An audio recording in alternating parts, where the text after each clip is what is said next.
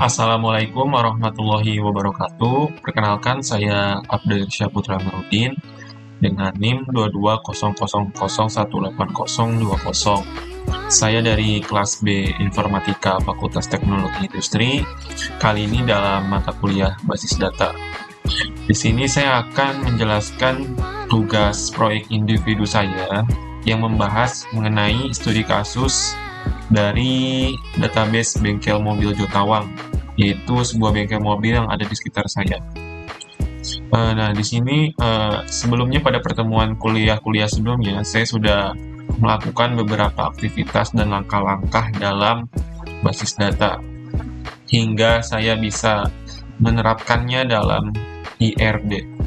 Kemudian selain IRD juga sudah terbentuk tabel-tabelnya, yang mana dari basis data fisiknya pun sudah saya buat, seperti yang saya tampilkan di sini. Namun, untuk pertemuan kali ini, saya akan lebih lanjut membahas mengenai implementasinya pada SQL, yaitu menggunakan software XAMPP atau exam. Nah, pertama-tama kita buka dulu di examnya dulu. Kita start pada kedua ini. Jika sudah di start, kita bisa langsung ke cell. Nah, sebentar. Nah, di sini saya sudah membuatkan beberapa kode untuk perintah-perintah SQL yang akan kita jalankan untuk mempersingkat waktu. Kita mulai saja. Pertama, untuk mengakses dari SQL, kita bisa tuliskan. Tampilan selnya kan seperti ini. Kita tuliskan mysql min.u spasi root. Kita enter. Oh sorry, maaf salah. mysql min.u baru root. Nah, sudah berhasil ya. Kemudian pertama-tama kita, maaf saya drop dulu ya database saya sebelumnya.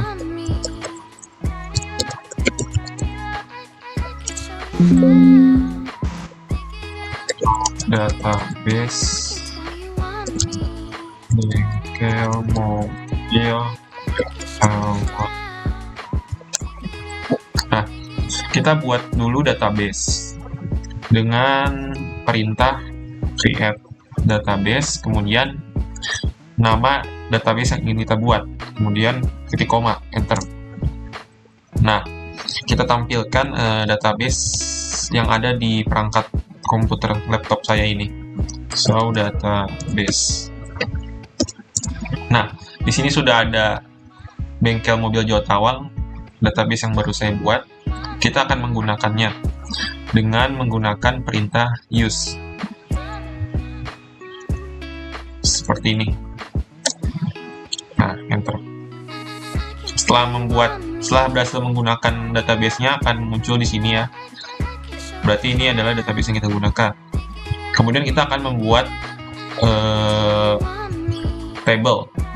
Untuk membuat table, kita menggunakan perintah create table, kemudian nama dari table yang ingin kita buat. Ini saya masukkan dulu. Nah, contohnya dari yang table customer. Di sini menggunakan perintah create table, nama tabelnya, kemudian kurung buka, terus kita masukin variabelnya. Di sini variabel pertama yaitu ID customer yang bertipe data integer. Kemudian di spasi, di sini ada not null. Not null ini berarti yang untuk menandakan di mana variabel yang kita inputkan ini tidak boleh nol atau tidak boleh kosong, yang berarti harus diisi saat mengisi data di tabel, tidak boleh terlewatkan atau kosong. Nah, kemudian spasi lagi ada primary key. Primary key ini untuk menandakan primary key dari table yang kita buat ini. Misalnya di sini customer, di sini ada primary key-nya pada variabel ID customer, maka ID customer ini merupakan primary key atau kunci utama dalam tabel ini. Kemudian jika ingin menambahkan variabel lagi, kita bisa koma dulu ya, maaf.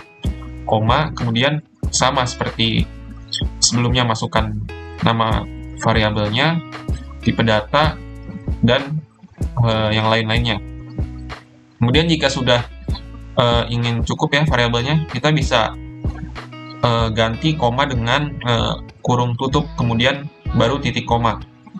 Nah, untuk tabel-tabel yang lainnya sama ya, seperti yang tadi. Yang di sini yang ada perbedaannya mungkin pada foreign key ya. Nah, ini ada yang foreign key pada tabel kepemilikan. Foreign key itu berarti untuk mengambil primary key dari tabel lain. Makanya di sini kan kita mendeklarasikan ID customer dan nomor polisi. Maka di sini tulisannya foreign key, ID customer, nomor polisi yang reference yang berasal dari tabel customer. Di sini tabel mobil. Tabel customer yaitu dari ID customer di tabel customer, nomor polisi dari mobil. Oke. Nah, ini primary key-nya untuk mendeklarasikan primary key yang dari tadi kita ambil itu di sini ya. Nah, ini juga nih, karena sudah ada primary key-nya, maka di sini kita mendeklarasikan foreign key-nya saja, yang mana ID customer dan ID pegawai yang berasal dari customer dan pegawai. Oke, selanjutnya ada untuk melihat struktur tabel yang kita buat menggunakan perintah des atau kependekan dari deskripsi ya. Kita copy, kita jalankan. Nah, di sini maka akan menampilkan kerangka dari tabel yang kita masukkan customer. Ada tipe datanya, nama variabelnya, keterangan tadi lah seperti yang kita inputkan tadi. Kemudian untuk menghapus kolom dari suatu tabel. Oke, sebelum menghapus, daripada kita mengacak-ngacak tabel yang sudah dan variabel yang sudah ada, kita tambahkan dulu, kita lanjut dulu ke menambahkan kolom pada suatu tabel menggunakan perintah alter table. Nah, kita copy dulu kodenya, kita jalankan. Nah, perintahnya adalah alter table, nama table, kemudian add kolom. Nah, masukkan kolom variabel apa yang kita ingin tambahkan. Di sini jenis kelamin. Kemudian tipe datanya sama seperti tadi ya. Kemudian di sini ada perintah after, yaitu untuk menaruh variabel yang kita tambahkan ini ke setelah variabel nomor HP. Nah, kita bisa masukkan des customer lagi ya untuk melihat apakah sudah masuk. Oh, nah sudah masuk di sini ya, beda karena di sini ada jenis kelamin di setelah nomor HP. Nah, sekarang kita hapus. Yang mana untuk menghapus itu menggunakan perintah ini nih, menggunakan alter table. Kemudian alter table, drop kolom nama variabel yaitu jenis kelamin. Kita cek lagi des customer. Nah, jenis kelamin yang sudah ditambahkan tadi sudah hilang ya, berarti sukses. Kemudian lanjut ke berikutnya, mengubah nama sebuah kolom dalam database. Di sini kita menggunakan perintah alter table lagi, yaitu alter table customer. Kemudian perintahnya adalah change kolom nomor HP menjadi, kita masukkan menjadi nomor HP, kemudian tipe datanya dan spesifikasinya. Kita cek lagi di des customer apakah sudah berubah. Nah, sudah berubah ya menjadi nomor HP. Sebelumnya kita kembalikan dulu ya agar tidak berantakan atau pusing. Nah, untuk mengembalikannya pakai alter table kayak tadi lagi. Kemudian di sini ada mengubah nama table dari suatu database, yaitu menggunakan perintah rename.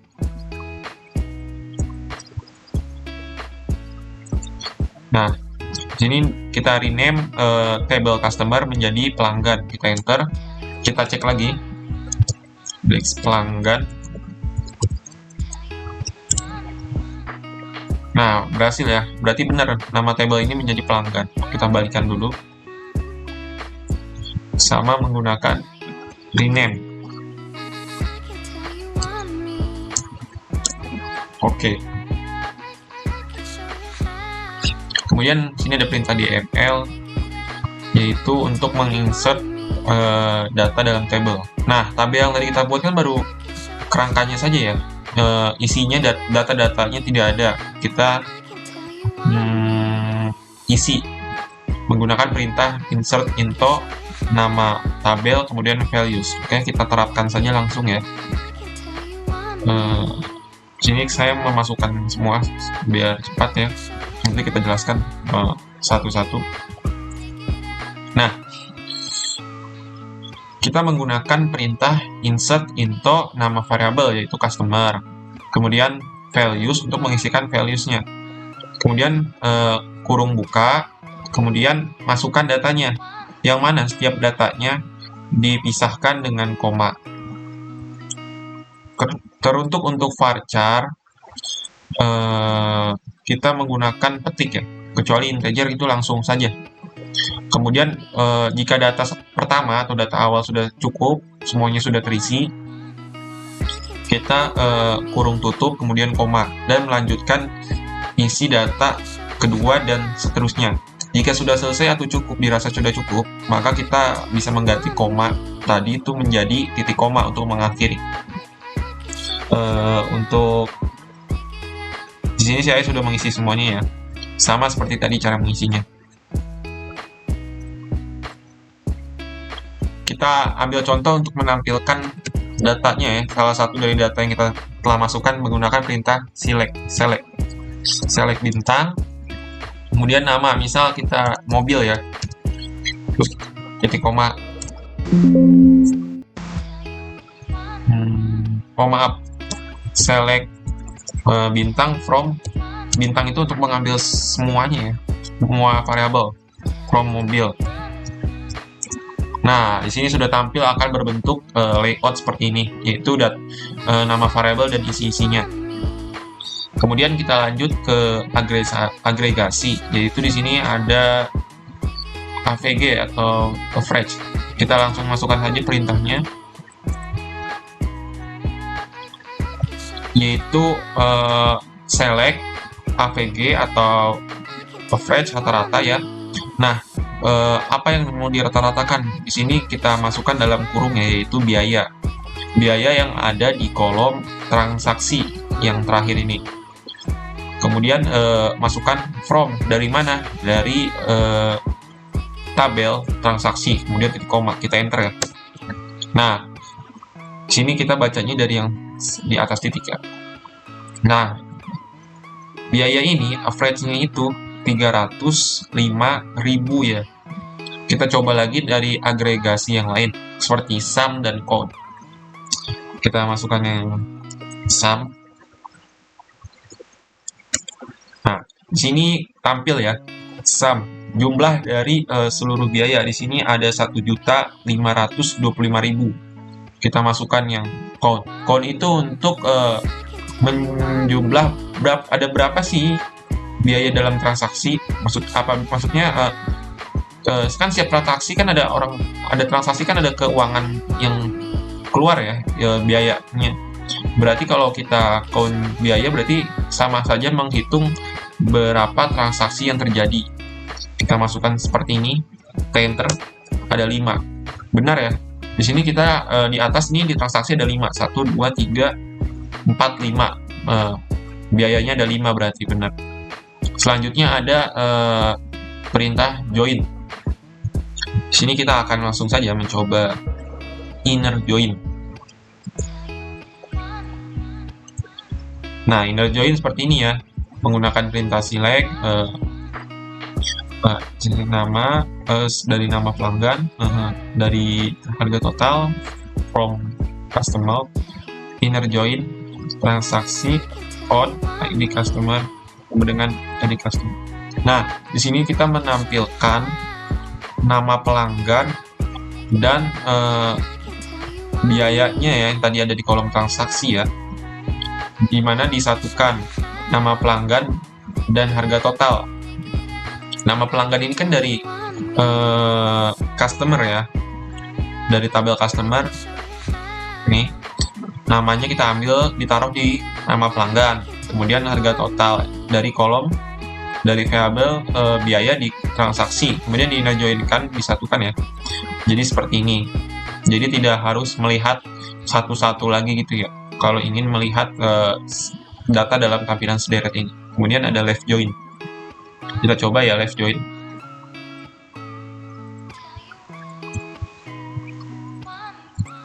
Nah, di sini menampilkan nama pelanggan, nomor polisi, dan harga total. Sama seperti tadi. Kemudian right join.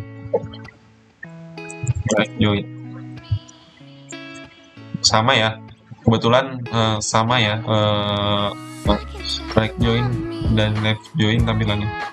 Oke, selanjutnya ada contoh dari implementasi trigger ya. Di sini kita masukkan perintah trigger.